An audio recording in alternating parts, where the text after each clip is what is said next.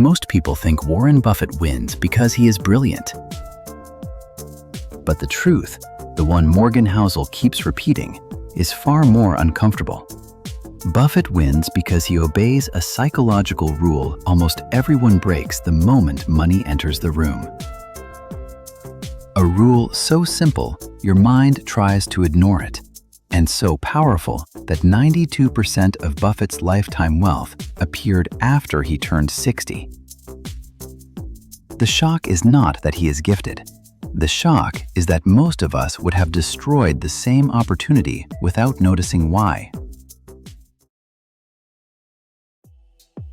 So here is the real question. The one Housel says separates the few who build extraordinary results from the many who stay stuck. Why do some people remain in the game long enough for compounding to transform their lives, while others sabotage themselves right before the reward appears? And how does someone like Buffett obey a mental rule that feels almost impossible when responsibility, pressure, and financial noise distort your judgment? Because once you understand that rule, you stop fighting time, and time finally begins fighting for you. Let's start with something that feels like relief. Most of your financial struggles aren't caused by lack of intelligence. They are caused by something deeply human. What Housel says ruins even the smartest decision makers. It's the belief that progress should happen fast, that effort should immediately become reward, that discomfort means failure. At first, this belief feels comforting. It gives you permission to chase urgency, to look for shortcuts, to treat every decision as if the window is closing. But then frustration appears, because this belief is the reason compounding never builds anything meaningful in your life. You invest a little, you wait, nothing happens. You pull back, you try again, still nothing. And the cycle keeps you stuck. Imagine losing around $2,000 because you jumped in and out of a simple investment during a volatile period. Housel says this kind of loss isn't caused by markets, it's caused by psychology, by the inability to let time do its job. Buffett wins here, not because he is smarter, but because he refuses to interpret nothing happening as a signal to act. For him, silence is progress. For most people, silence is panic. You've felt it. Your account rises, and relief follows. But the moment an unexpected expense appears, everything collapses inside you. This isn't logic, it's biology. Your mind treats any loss as an immediate threat, even tiny ones. That's why a normal fluctuation can feel like failure, pressure, or losing control. And unless you learn to recognize this pattern, those emotional spikes keep dictating your decisions long before reason ever gets a chance to speak. Morgan Housel calls this the invisible tension, the conflict between your desire for quick results and the reality that meaningful growth is slow, then sudden. The mind hates slow. Slow feels like danger. Slow feels like falling behind. So when progress becomes quiet, your psychology starts inventing threats. What if I'm wrong? What if I'm wasting time? What if others get ahead while I wait?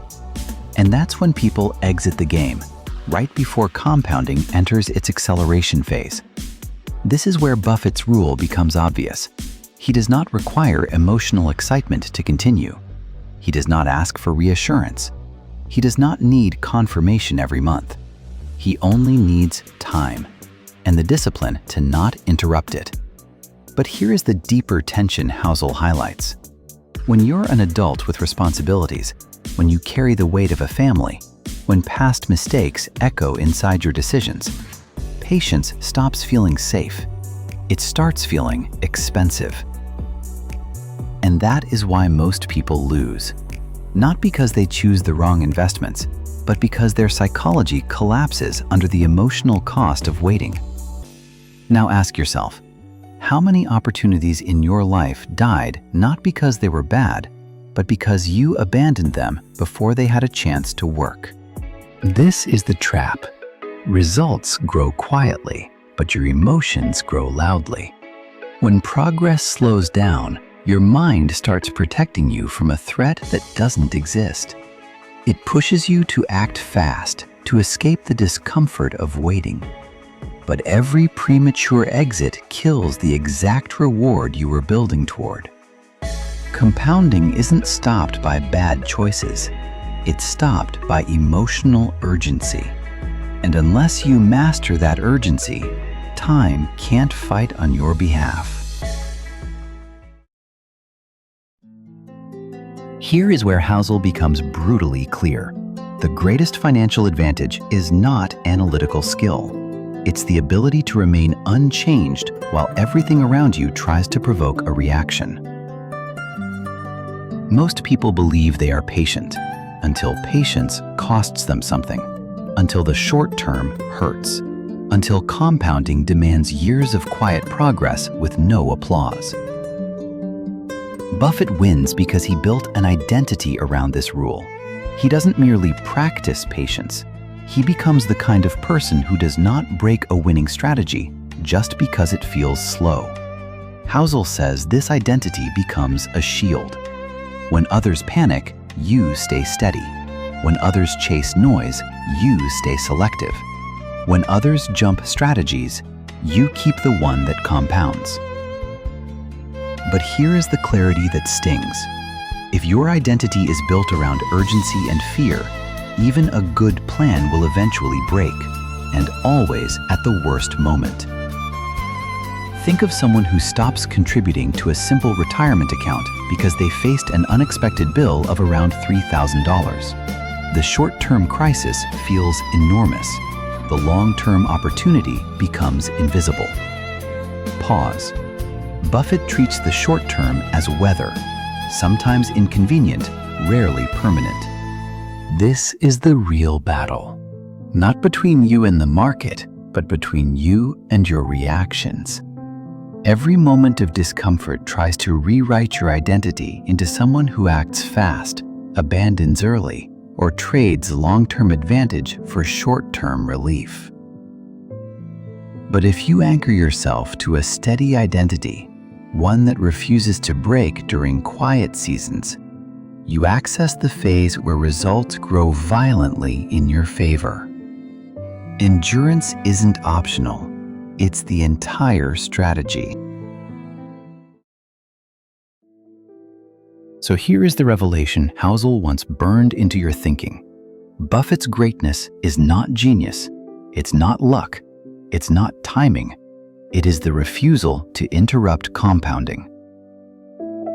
92% of his wealth arrived after 60, not because markets changed, but because he didn't. Most people never experience that phase. They demand progress too early. They leave the table too soon. They trade long-term advantage for emotional relief. Buffett does the opposite. And that is a psychological victory long before it is a financial one. So here is the decision now placed in your hands. Will you keep living a life where every quiet season becomes a reason to abandon the plan? Or will you adopt the rule that sits at the core of every long-term winner? Because the truth is simple. If you stop interrupting compounding, compounding stops interrupting your future. And if you allow time to work without interference, you access outcomes most people will never see. Not because they lacked opportunity, but because they lacked endurance. This content is for educational and informational purposes only. It does not constitute financial advice. Consult a professional before making financial decisions.